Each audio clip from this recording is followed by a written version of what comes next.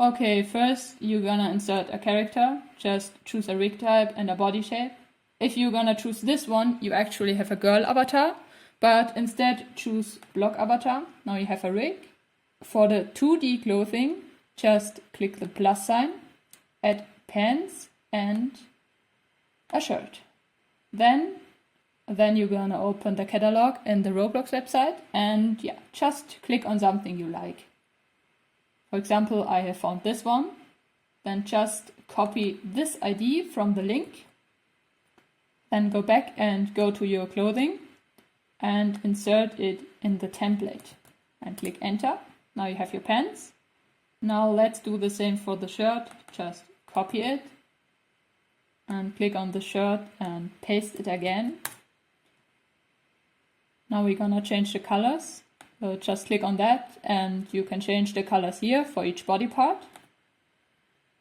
If you want the same colors everywhere, just copy this number and paste it everywhere.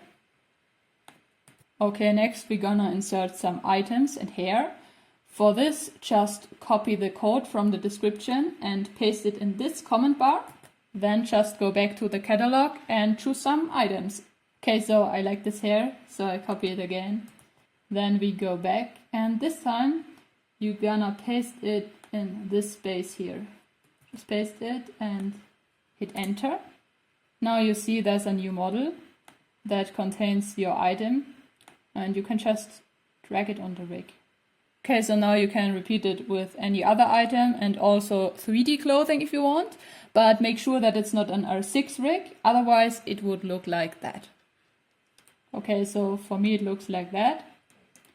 Now you don't need to do this, but if you want to have some sort of effect, you can just choose a body part, click the plus sign, scroll down until you have the effects, like this, and just insert a random effect if you want. You can also edit the effect here. And now we're gonna add a face. This time go to the catalog again and search for a face you like this one. Just copy this ID again. Then you go back and this time you insert your face in the head. Just click on the head and you find your face in there. Just replace the texture with your new ID and now you have your face. If you want to have a face from the toolbox, just click on the toolbox, choose decals, and yeah, you can search for a face here. If you want that, you can just completely remove your original face and just drag your decal on the head. Okay, so lastly, if you don't want that name here, just go to the humanoid, to the properties, and change this setting to none.